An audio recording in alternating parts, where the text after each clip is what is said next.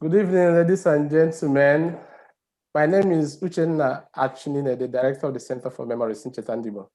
On behalf of the center, it is my pleasure to welcome you to this pre-screening webinar of the CFM documentary, MI Power, the Legend and the Legacy. This webinar will serve multi-purposes for us today. First of all, it is to help us celebrate the deals in the person of late Right Honorable Dr. Michael Ihonokara Okpara, DCON. Secondly, the webinar is going to be used to usher the premier and global online screening of the world-class documentary powered by the Center for Memories, titled The MI Power, the Legend and the Legacy. The documentary is produced by Ezenia Ugonabo Edemeka Kazo of Auto Historical Media.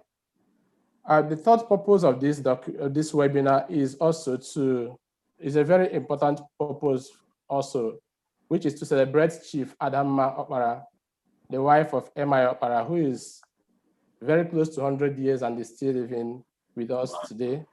I guess she's joining from some place in Abia State. Lastly, we are going to be we are also celebrating the 61st anniversary of the swearing in of MI Okpara as the Premier of the Old Eastern Region, which took place on January 23rd, 1960. We have assembled a panel of eminent scholars, historians, and top fans of MI Okpara to help us to lead in this conversation today. Please make welcome Professor Akachi Adimora Ezigbo, the erudite professor of English, who lectured for so many years at UNILAG and is today lecturing at FUNAI in Ebonyi State. We also have with us Professor Pat Otomi, the founder of the Center for Values in Leadership. Also on the panel is Mr. Frank Nweke Jr., former Minister of Information, Federal Republic of Nigeria. To moderate this discussion is also a great and top fan of MI Okpara, Mr. Patrick Okibo III, who is the chairman, board of directors, Center for Memories. Once again, welcome to this conversation, and I would hand over to Mr. Okibo to lead us in today's webinar. Thank you very much, Uche. Thank you, and welcome everyone, ladies and gentlemen, who are joining us from everywhere in the world. We're really excited about today to have an opportunity to celebrate arguably one of the most accomplished public servants that Nigeria has ever produced. In 6 or so short years of being premier of the old Eastern Nigeria, where he started at the age of 39, he transformed the region into one of the fastest growing economies in the world. MI Okpara's administration was marked by, almost on a monthly basis, commissioning one new project or the other. Now, mind you, he was what you would call governor of, what today is 9 states in Nigeria. But he was able to transform these economies compared to what we have today, where we have 9 governors, running these states, running it on crude oil proceeds. He ran his on palm oil proceeds, and he was able to transform the region. So we thought it's very important to highlight such a man and see if we can use him as a role model to encourage a coming generation on what leadership means. But without further ado, let me turn it over to Frank Nweke Jr., who just share with us, in your own words, who Michael Okpara was, who he is to you, and what he means for Nigeria today. Frank. Well, thank you very much, first of all, to the Center for Memories for inviting me to this webinar. And it's also a pleasure to see my brother Patrick for the first time this year online. Professor Ezigbo, it's good to meet you, ma'am. Welcome to the webinar. Again, Obinna, I must also comment on Obinna's doggedness. this man almost ran me out of town, you know, just trying to get me on this. But I think that when I've met such young people who are so dynamic and who are so dedicated to their work, I like to acknowledge them and to celebrate them. So I thought I might put this out there and to thank you for persisting. Thank you, sir. I want to assure you that the reason you succeeded largely was because of my love and respect for the person, the legacy of Michael Okpara. And I must confess again that until I was invited I think it was in July 2019, to be part of the Nkatu meeting in Enugu, and was asked to speak on the matter of Igbo Renaissance, the leadership question. When I began to prepare for that paper, it was the first time that I actually looked into the history of Eastern Nigeria and therefore the role that Michael Okpara played. And my confession this afternoon is that I was moved to tears, and it got me extremely upset that in my learning as a young Nigerian, as I was being nurtured, neither my parents, nor my teachers, nor my schools actually availed us any opportunity to learn about some of these leaders, at least not Michael Okpara. And so my memory of him before then was mostly there's a Michael Okpara Square, there's a statue of him there. But the symbolism of those things, what he means and what he meant to the Eastern region and what he means to the Igbo nation today was never, I had no such awareness. And having read everything I've read about his vision, his personal self-discipline, and the acumen with which he managed government and the achievements, the foundation he laid for Eastern Nigeria during his just 5 years or thereabout of his premiership, I just said to myself, oh my God, what then happened to us as a people? And I've asked myself, how come the Igbo nation is suffering the kind of, has had to endure the kind of mediocre leadership that we have in the entire Southeast region today? Then almost all over the country, really, when you look at the South and the Southeast region. So Michael Okpara is a man after my heart.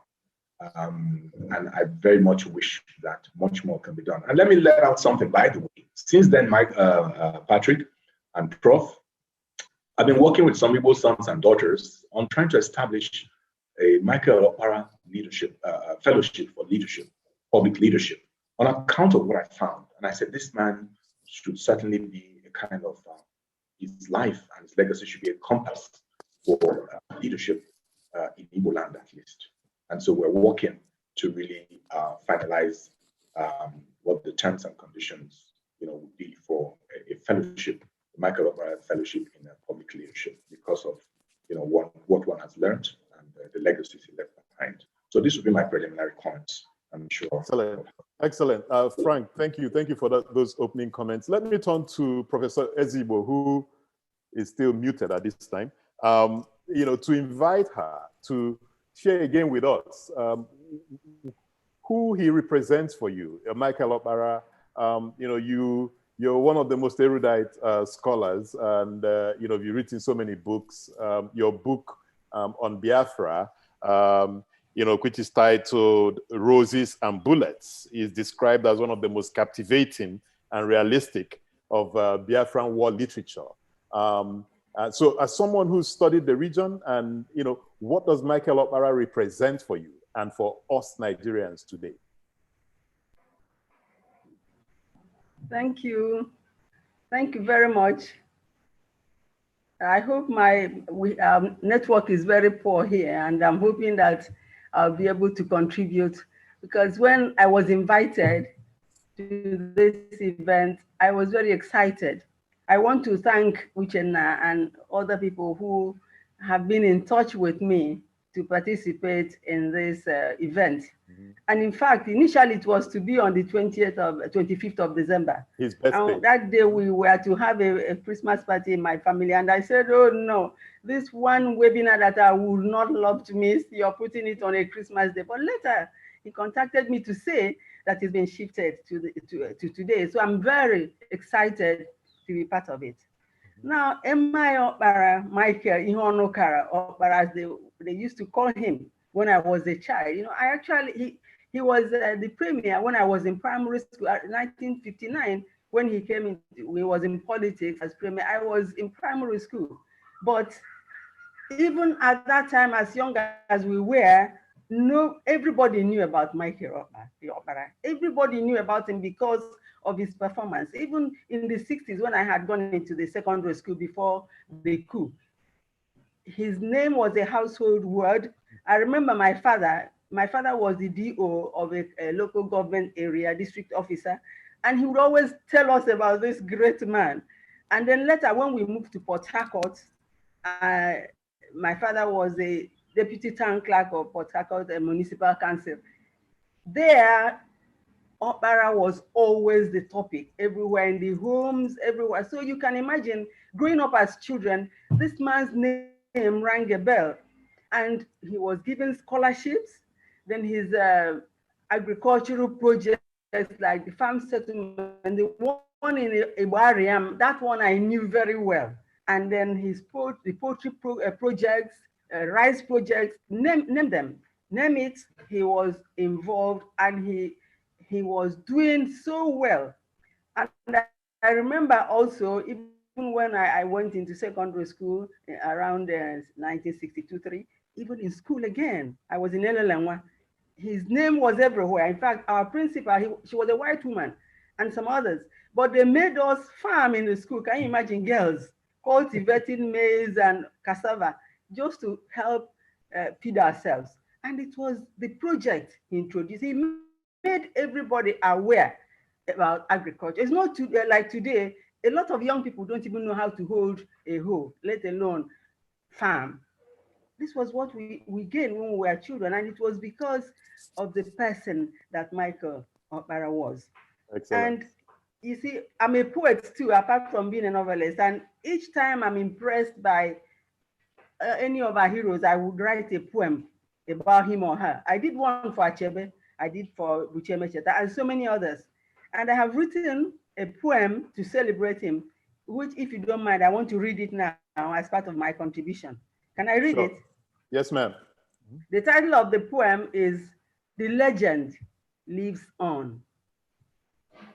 I read, in those early days of political independence, the name M.I. Power sounded and resounded everywhere in the land of the rising sun. An influential name full of integrity and generosity. How long do human beings live to fulfill their destiny? Some live a brief life like a flare extinguished at dawn. Some mature in the body, but remain a child in the mind. Others celebrate a centenary devoid of any achievement, leaving their people in penury. Theirs a long life that stifles their survivors. But yours, O legend of our time, bestowed blessings. You came in the nick of time, bringing the light of salvation, banishing poverty, disease, and indolence, mobilizing resources, human and material, to boost agriculture, nourishing your people's bodies and educating their minds, providing not only fish, but hooks and lines for fishing. Your government threw open doors of prosperity to let the mighty and the low into mansions of wealth, providing not only fish, but hooks and lines for fishing. I'm sorry. You labor, even youths felt your guiding hands as you labored hard and taught them to love their homeland. Neither tongue nor tribe mattered to you, but in oneness, you gathered the people. Together, they chanted a song of progress and industry. Eastern Nigeria shot ahead of other regions in development, competing with developing nations like Malaysia, Korea, Taiwan, and Singapore. Though you have left us, your legacy and your spirit live on. Leaders come in different guises. Some come with whips to beat their people into alien shape. Some come with chains to enslave their people. Some come with a scale to weigh and divide their people. some come with blind faith to keep their people in ignorance. But you came with light in one hand and knowledge in the other to lead your people away from darkness to soar with the wings of an eagle. You taught us to ask questions and demand answers so that we can secure the desired results. A light burning and beckoning lost souls to join the congregation of progressives. We who tested your servant leadership style celebrate you. Others who came after your time praise you. We will always be guided by your worthy example. You are a star forever. You resonate. Your resonance exists to guide us. The music of your development-oriented strategies created a symphony that continues to declare your greatness. Ndị Igbo will never forget you. Nigeria will always honor you. Lover of people, lover of God, rare breed. In one accord, we proclaim the legend lives. Thank you. Wow. Thank you. Thank you. Thank you so much, madam. Thank you. And let me please beg that you grant us the right to publish the poem on our Facebook page so that more people can get to read it. Thank you so much for that. Okay, and I can see that Professor Tommy has joined us. So let me move to Prof.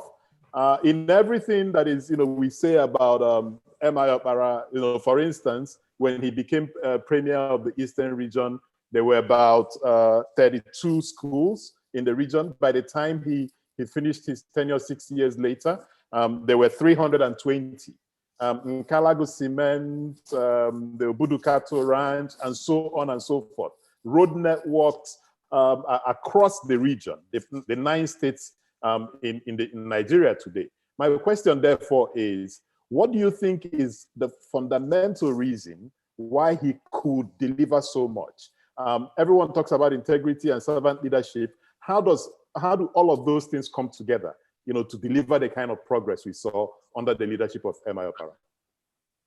Well, thank you, Patrick. I think that to really understand Dr. Michael Okpara's impact is to get a sense for how passion meets vision. Dr. Okpara was a remarkably gifted person in seeing tomorrow, visioning what he wanted. And his passion drove him in implementation in a fairly remarkable way. I have a number of examples that I'd like to give. You recall that with education, for example, the West kind of having a head start in education. And when Zeke went east, tried to respond to the advances of the West by wanting to introduce free education. And then he had this big clash with Chief Jerome Udoji. Zeke wanted universal basic primary education, and Chief Udoji, who had just been appointed PAMSEC for finance, showed him that it was not feasible from the resources available, and Zeke took umbrage. And that quarrel, that whole story, I mean, anybody wants to read this up can go to Chief Udoji's book Under Three Masters to get a clear sense for how he enunciates it. But when Dr. Okpara took charge, he was able to drive this philosophy of Ibu and Yidanda in a way that brought together the possibilities of the missionaries, the possibilities of the Igbo State Union. We were talking about these schools. People forget the role of the Igbo State Union in the multiplication of these schools, not only inside Eastern Nigeria, but outside Eastern Nigeria, across Nigeria, giving opportunities for Igbos and non-Igbos alike. And he was able to passionately coordinate all of those with government's own effort. And you move to industrialization. Again, if you go back to Chief Jerome Udoji and Under Three Masters, and you see what happened, how Okpara aggressively took a company like Pfizer from Ikeja to Aba because he engaged, as this development is taking place. And Ikeja Industrial Estate was created. Companies like Pfizer were coming in to set up factories. Okpara immediately jumped on the plane. In fact, there's a photograph I have that I love of Okpara arriving in Amsterdam on a KLM plane with Udoji on their way in search of investors. But he was able to woo Pfizer to move from Lagos to Aba. And he was able to do a double. He wanted to start simultaneously Trans-Amadi and Aba to rival Ikeja. So he was never going to compete at any level yet. And I think this is the more interesting part. With all this competition to pull away from the West and give the Eastern exception, he was still able to build a bridge. So when we talk about handshake across the Niger, I worked for many years, more than 30 years, with the Adigbenro's son. Adigbenro was the opposition leader, premier, designate premier, the politics of Opga in that period. And I have real life stories of how Okpara played a role in the elections of Western region of 1965 and how he was the strong man in that whole thing.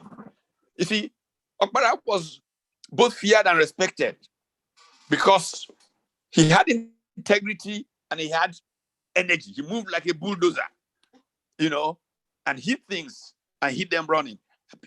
People forget how young he was, but how enormously influential because of his sheer force of personality and commitment to service. And this is why I think the value of Okpara is to compare with this moment, to look at the mess that we have now, to see Okpara essentially superintend independence layout, distribution, GRA, and all of that, and find it unethical to give himself one. And the guys now are giving themselves 200 and more. He didn't even have a house in his village. Yes. I know when he came back in 1970, people had to get together to build him a house. Correct. That is the meaning of public service, commitment. You see, the politics of the Igbo nation is one that brings a lot of pain to my heart because today, everything is dominated by this mercantilist view that you can't find reasonable, there are many good people all around that can take. To tell you the truth, today, I know many people I can point to amongst the active politicians in the Southeast that I can recommend to public office, especially at the very senior level, because they don't have the Okpara sense. Correct. That this is about our people's progress. Correct. Not about what I can get now. So you sell your brother down the tube just because somebody can help you get something that really is so ephemeral, is so, not lasting. But Dr. Michael Okpara was so, as a young kid in the North, when he came visiting, I still remember very clearly the passion, the excitement with which we ran, chasing after his car. As young as I was then, but because he infected everybody. Prof, let me jump in at this point and bring in Frank Nweke again. So back in July 2019, we invited Frank as a distinguished speaker on Nkatomibe, and the topic he chose, was Makoganiru, Igbo Renaissance, and the leadership question. So Frank, we know that we've missed the road. So what can we learn from the Okpara story that can potentially put this train back on tracks, redirect leadership, not just in the region, but across Nigeria? What are those big examples, we can draw from Okpara's life story that can point a new direction for us in terms of leadership? Frank, you're muted. We can't hear you, Frank. You're muted.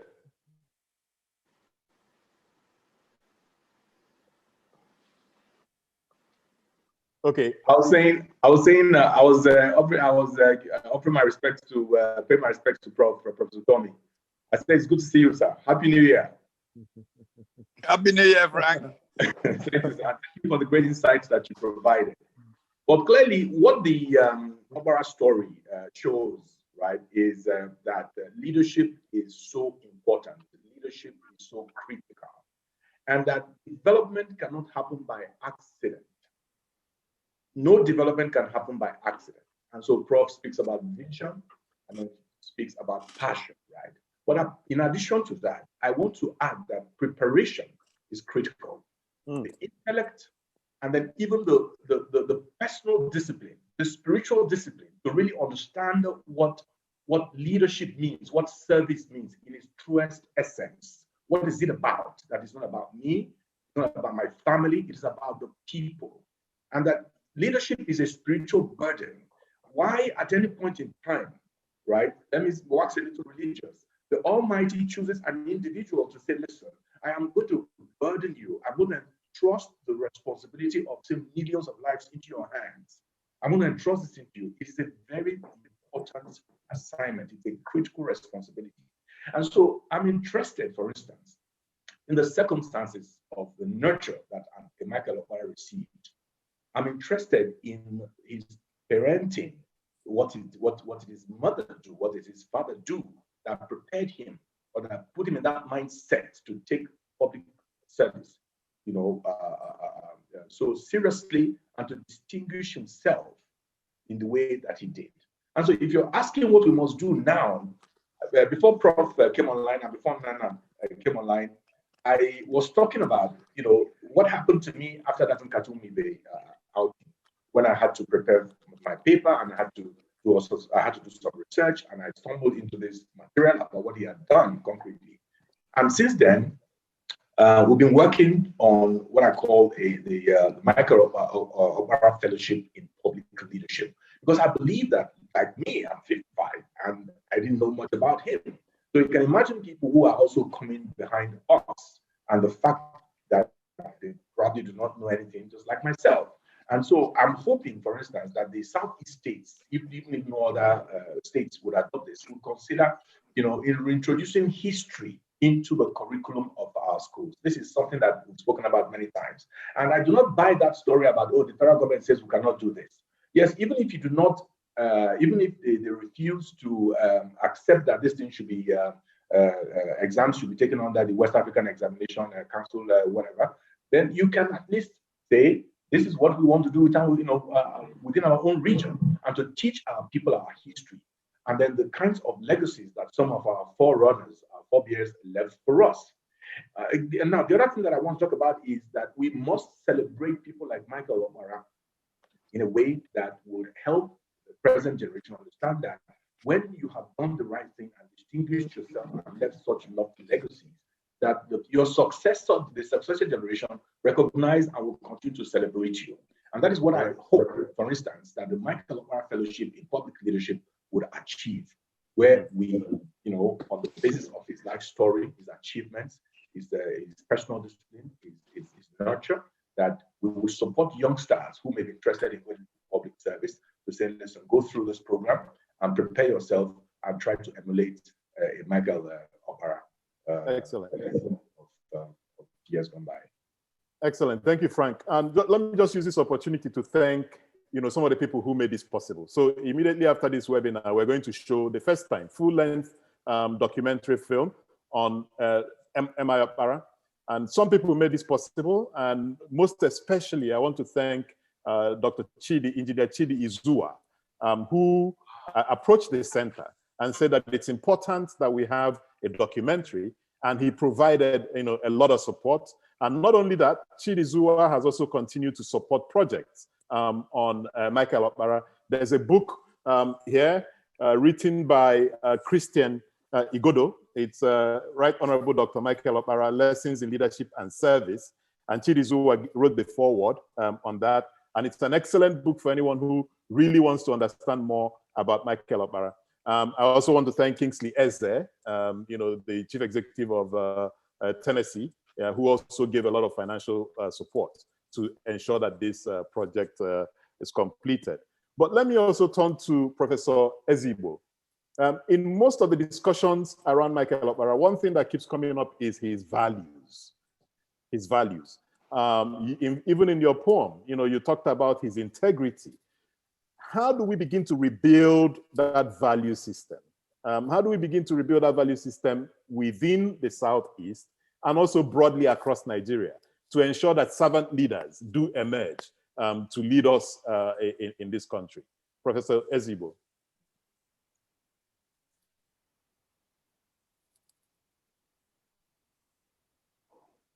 Thank you very much. Yes, well, it is very clear that today we have lost all our core values. We are like core values like integrity, as you mentioned, commitment, honesty, courage, and loyalty. These were all the qualities that Okpara had. He was a loyal NCNC member. He was loyal to Zik.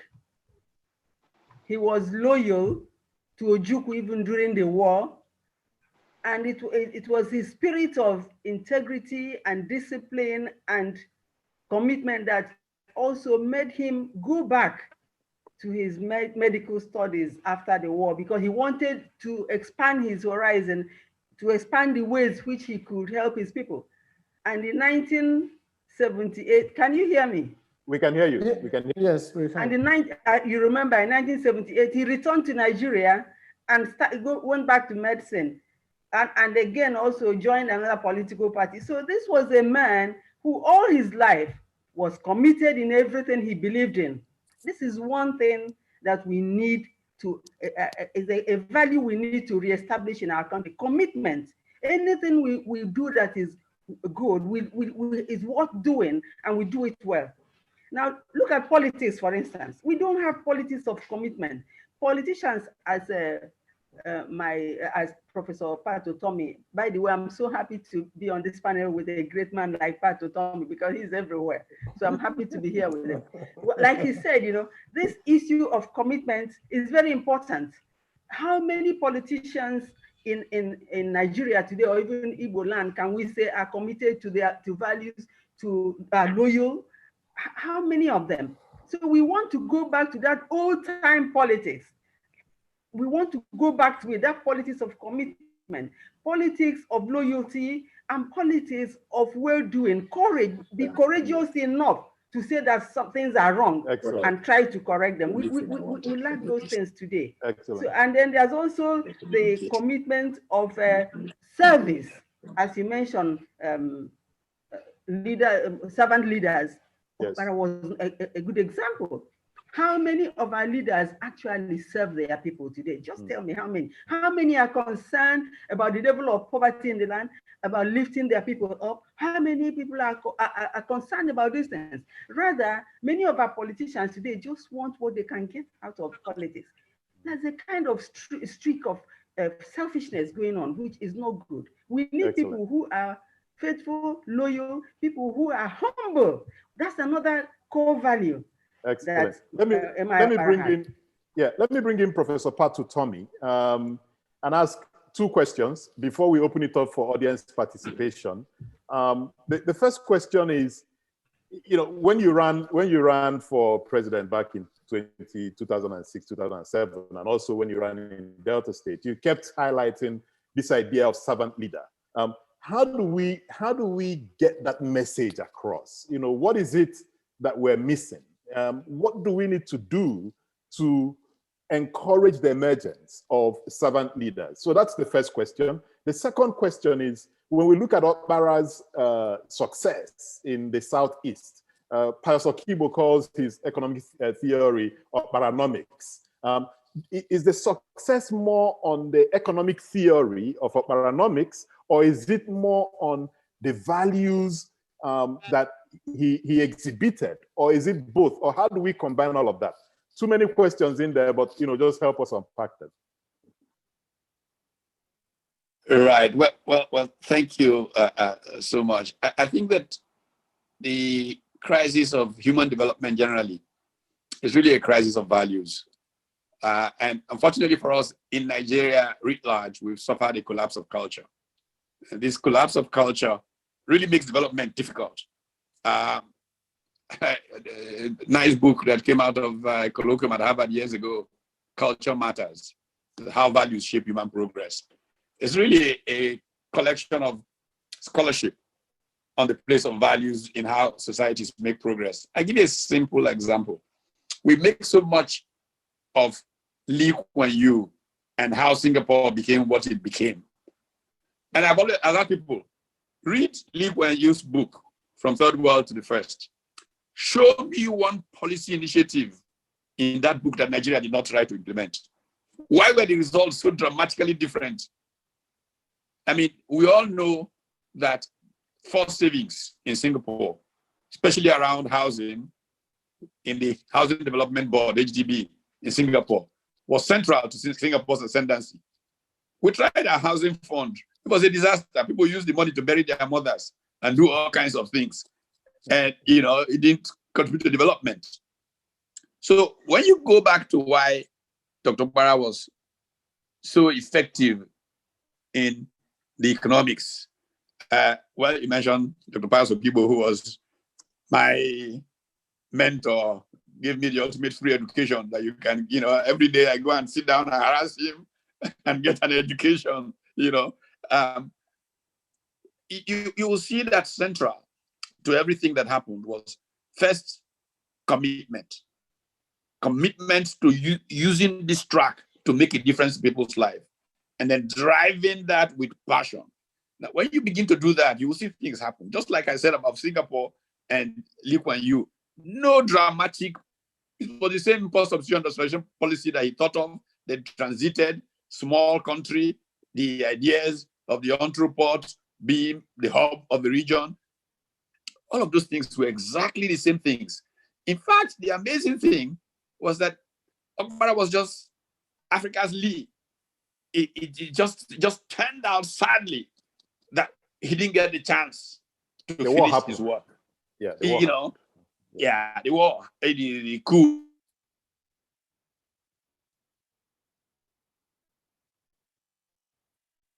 I think we may have lost Prof's connection.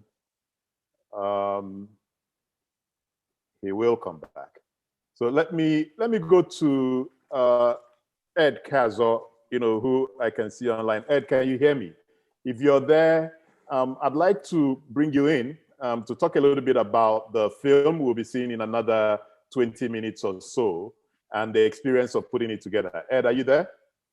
I am here. I do not know if you can hear me. I can hear you. Perfect. If you will pardon me, I don't think I want to use I don't want to inflict my visuals on you. Yes. Wow. Let's just say that I'll echo, you know, thanks to Odumamed, Dr. Chidi Zoa, because, you know, how did the story start? You know, about a year ago, no, I beg your pardon, about 7-8 months ago, having gathered footage for the Civil War documentary we did for the center of Mazi Okono, the late Mazi Okono, who spoke of his mission to the Western region to broadcast the Western region elections in almost kamikaze form, which was even eulogized by Professor Shoyinka in his book, You Must Set Forth at Dawn. On the instruction of Dr. Okpara, he was inspired by this to say, look, why don't we do something, you know, actually document Dr. Okpara on, you know, in the visual terms. And, you know, I did not need to be asked. And he didn't just, Odum didn't just say, let's do this. He almost virtually forced funds into the center's hands to say, look, get this done. He did force funds into our hands. Yeah, it was an ambush, you know, and yes. we really do need to thank him. Anyway, I was asked to do this, and it was an honor.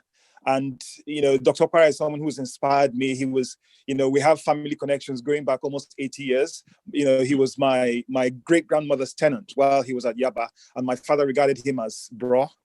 So it was a wonderful experience. I mean, obviously we had difficulties shooting a documentary in the middle of a pandemic. When you're dealing with elderly persons, you're dealing with people who are squeamish naturally and quite sensibly about contact from a camera crew, the logistics of travel. For several months, we could not leave. The camera crew could not travel. But Odumamede once more made things possible by getting an interview with Mrs. Okpara, by getting a crew from Umuahia to go to her. And that really, this documentary would not have been possible without him. So we need to say thank you to this incredible man. It was both an emotional and an enriching project, because for significant parts of this, of the duration of the making, the production, I was actually not very well. But as Patrick will probably testify, even though we were meant to screen this on the 25th, and it had been delayed because I was not well, quite simply. But I was almost in tears when he was like, "Look, let's postpone it to the 23rd," even though we were ready to screen on that day. But there were a lot of other reasons why it could not be done, because Christmas Day in Igbo land, which is Dr. Okpara's birthday, is not a day you get Igbos out, concentrating on the screen for too long.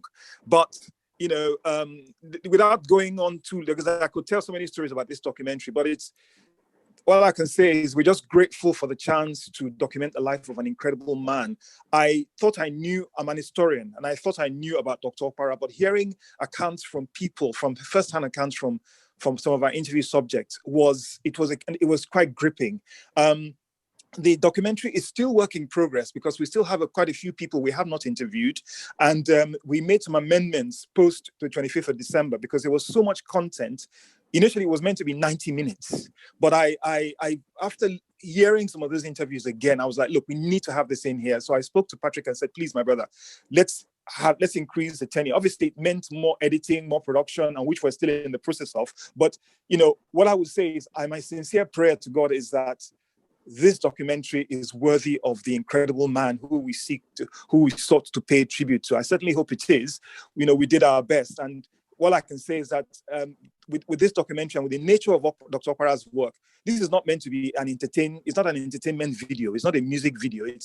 It's a very detailed work of historical documentation. But even then, we still fall short because you cannot compress Dr. Okpara's life into a 2-hour documentary. It would actually have to be a 7-part series. So we have had to struggle with maintaining brevity while delivering content. So all I can say is thank you to the center for giving us the opportunity. It was a volunteer effort. I need to make this clear, a volunteer effort. And I know I need to thank many people apart from Odum, Ekenwafia himself, Patrick, who we've had some quite interesting conversations at 5 o'clock in the morning about our crew getting arrested in Enugu trying to film, and many other incidents of that nature. I want to thank my wife who, her input into this in terms of quality control, editing, the narratives. It was a labor of love. And once again, I'm grateful to the center, and I'm grateful to the Okpara family, and definitely grateful to the memory and, we celebrate the memory of an incredible human being,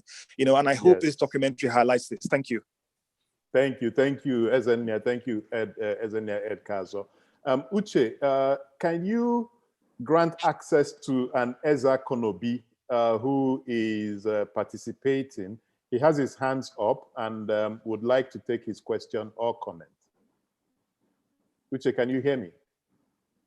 I can hear you. I am trying to get him to upgrade. Okay, I think he has the microphone now. Eza Konobi, okay. Please go ahead. Yeah, my people, I'm highly honored listening to these intellectuals. From part he told me the last time I met him at the airport, I asked him, Prof, what will you do about the ticket they gave to another person instead of you? He said, my brother, that is the problem. What do you want me to do? We challenge them in court. So the problem about Okpara and the impact his leadership style has created need a kind of renaissance for our people to realize that if you don't have that kind of Okpara's capacity or love, you don't have any reason to go to public office. Correct. Public office should be for people who have passion for development. You can be whatever you want to be in your own private life. But when you decide to say, I want to serve the people, it should not be a celebration of a minority, you understand? It should be a celebration of things that, imagine, how far Okpara has died, and still his impact. It's still being felt 61 years later. 61 years after. My brother. Thank you for your contribution. I want you people to canonize Okpara as a saint. Please. Thank you. we will send the message to the Pope. Let me bring in Philip F. Young, to take about a minute and a half to make his own contribution. Philip F. Young. Okay, thank you. Can you hear me? We can hear you. We can hear you. Yes. Okay, thank you, Patrick. Thanks for inviting me to this, and everyone who's spoken. I do appreciate your very insightful thoughts and comments. I actually posted my comment/question in the question and answer area, but I'll just read it. And this is what I said. Some would say that today we don't have leaders like Dr. Okpara because we celebrate unethical leadership. Essentially, many of the leaders that currently receive national awards, that have streets and airports named after them, that serve on the Council of State, and that walk free after committing blatant crimes are also people that we accuse of several treasonable and corrupt crimes. They're also people that we give chieftaincy, titles, and honorary PhDs. Do you agree that we, the people, are complicit in encouraging, creating, and celebrating these crooked leaders? Excellent. Thank you. Thank you very much. And I'll pass that question on to Professor Patu Tommy. But before he answers, let's see if we can bring in Bishop Honor Sunday. Uche, can you grant him access? I have done that already. Should be able to speak. Bishop Honor, can you go ahead, please? If he's not there, let's bring in Nwachukwu Ani. Okay, Nwachukwu can speak now. You're muted. Nwachukwu, you're muted. If you're speaking, we can't hear you. You're muted. Okay. Can you hear me now? Good evening. We can hear you. We can Mr. hear Patrick. Okay. Thank you so much. Let me join previous speakers to thank the organizers for putting up this wonderful. Thank you, sir. Dialogue. Yes, my question is, I would like to know more on. I have seen books by late Payo Sokibo where he talked about Okparanomics and all that. So I would want to see. My question is it possible for the center to reproduce some of those beautiful articles or journal publications about the fundamentals of Okparanomics? How was he able to do the things he did, combining politics and economy to do the exciting things he did when he was the premier? And then two, I would want more information on the M.Y. Okpara Fellowship that Dr. Frank talked about. So is it possible that this information is amplified so that more people can get to know about it and subscribe to it? It's a wonderful program. I thank the organizers, and I want to describe Okpara as an unsung hero. From the very day I started reading about him, I see him as an idol. The name Okpara, drives a lot of feeling within me. So I thank the organizers, and my two questions subsist. Thank you. And let me just take care of those questions, and then I'll turn it over to Professor Patu Tommy to address the other question. The center is in conversations with those who have the rights to those books, and we're hoping that there will be, those books will be reproduced and will be available for a mass audience. The lecture that Frank Nweke delivered, the video is online on YouTube under Center for Memories, and you can access it there. So let me turn to Professor Patu Tommy on the question that was raised.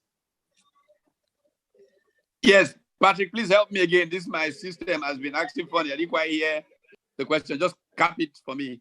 So how do we rebuild this value system that we've lost and bring back, that kind of leadership? Yeah.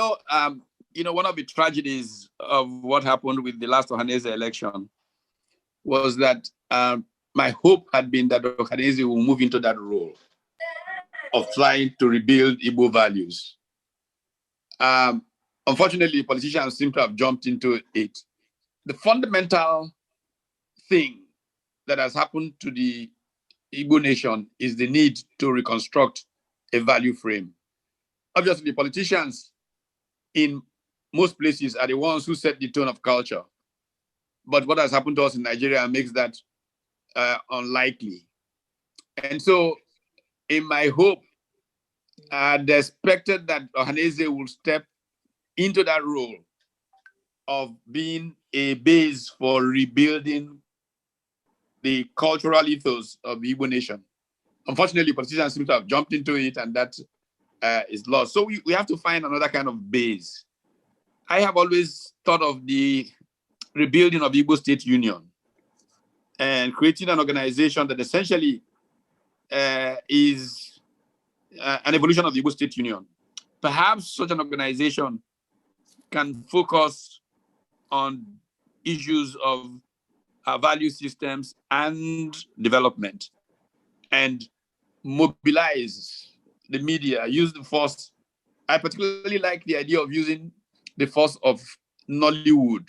I'd had a conversation as long ago as 10 years ago with Chris Obirapo and the early Nollywood guys and co. about how we can use Nollywood to create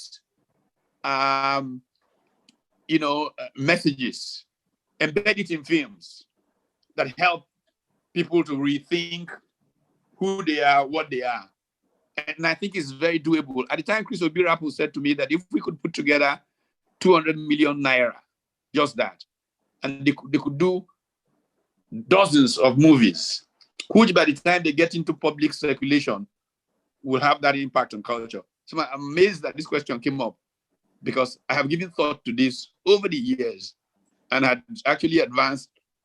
But when Chris gave me this idea, he's been living in America for some time. He came in, he was in the country. We spent a lot of time talking through this. I actually did approach a couple of people to say, look, how can we put together something like 200 million? And the way he put it, it's not even a gift.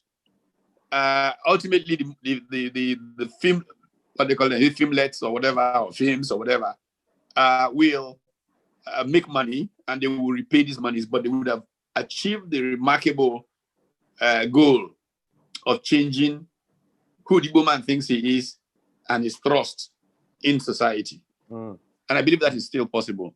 And then again, like I said, the idea of the Igbo State Union rebirth.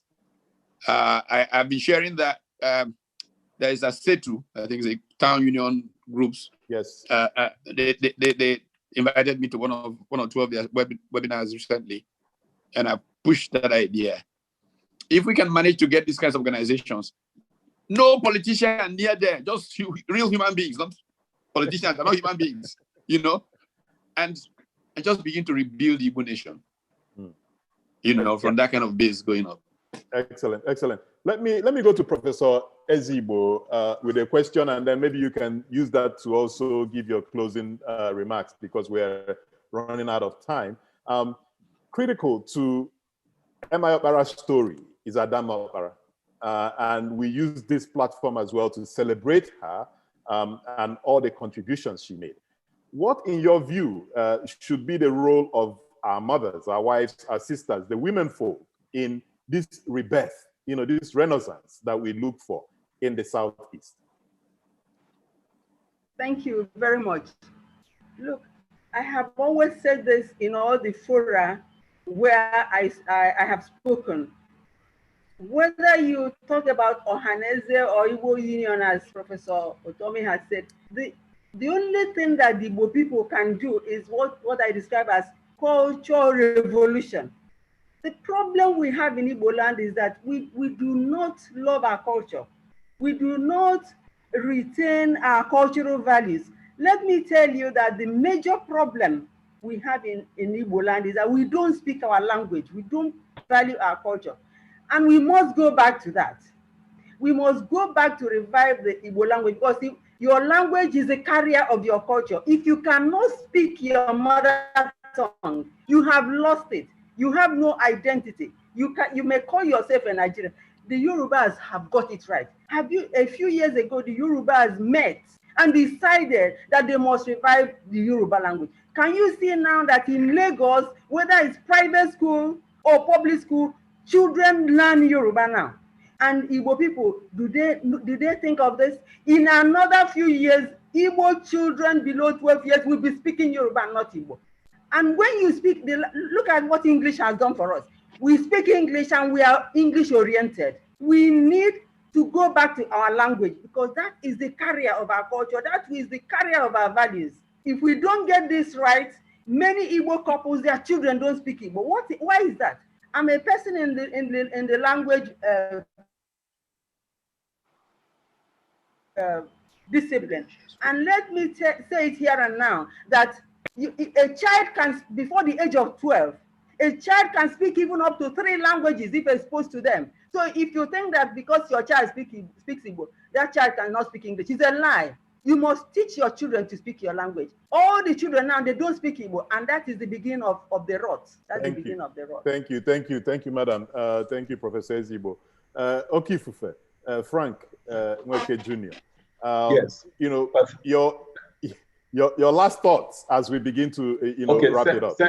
Thank you so much. Just 2 quick points. First of all, I just want to just take us back again to Okpara in terms of his extraordinary organizational ability, so that whilst we talk about him, we also now forget to talk about the team that he had around him.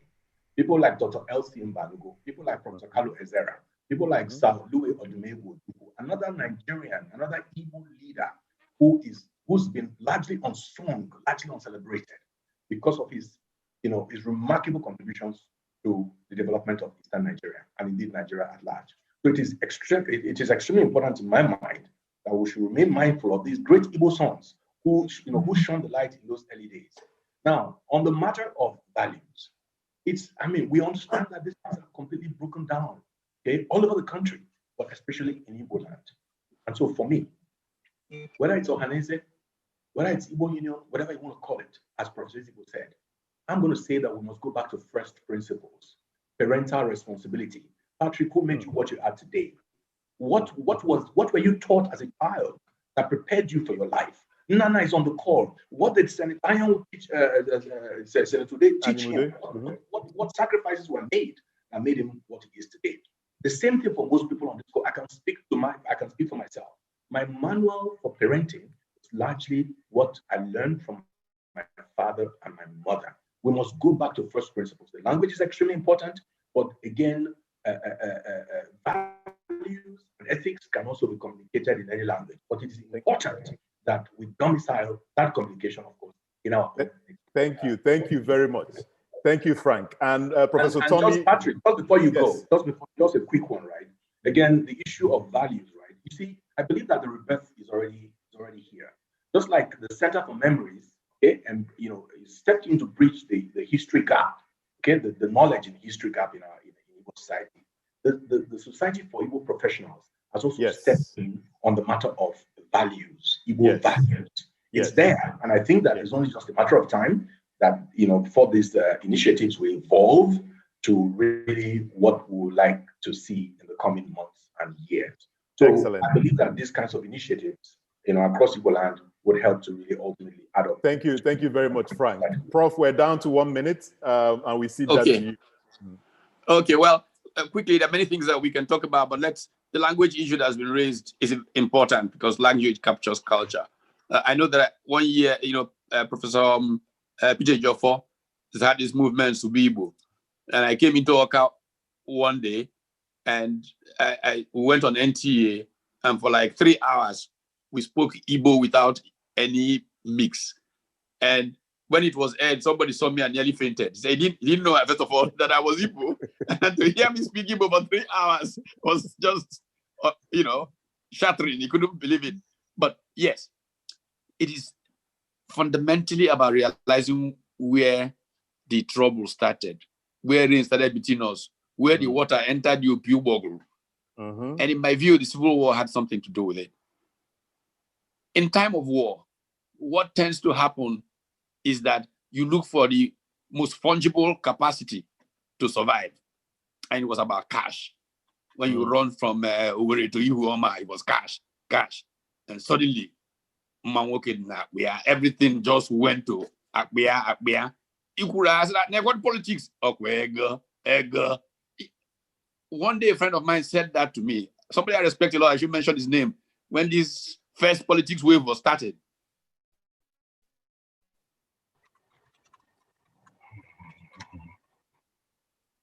I think we may have lost him again. Nana, please jump in and. All right, Patrick. Okay. I think. Yeah, go ahead. Yes, let me invite Nana to take less than 30 seconds to give the vote of thanks. And Nana is also a director at the Center for Memories, and the reason is that we need to switch over, to do the screening of the film. Nana. Yeah, thank you so much, Patrick, for your excellent moderation as usual. I call you captain, and you are really a captain. I want to start by first thanking MI Okpara for providing us the leadership that we are celebrating today, because if he didn't do that, we wouldn't be having this program. And I particularly like the fact that Professor Tommy described him as the Leo of Africa, and so we need to continue to celebrate that. We can't thank Chede Uzuwa enough, or Duma Mede, for making this possible, and all the others who also provide us with the support to make this possible. Edke, as always, thank you so much to you and your crew for your labor of love. We thank our panelists, Professor Ezigbo, Professor Tommy, and Frank, for the excellent conversation that we've had, very robust and very productive and useful. And I thank all our participants for joining us in this conversation, and those who asked questions. Those whose questions weren't taken, sorry, we were trying to catch up with the time.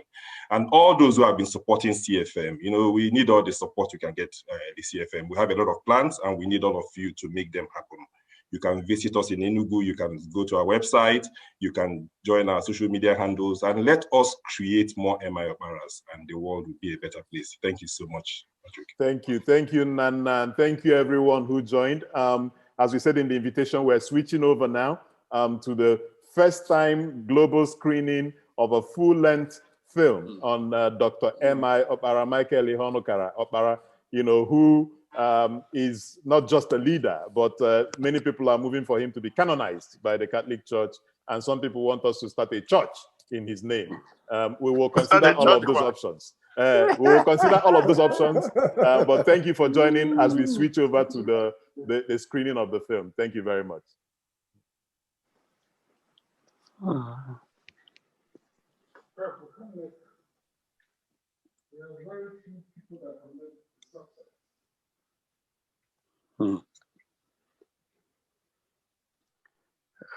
Diego, quer dizer...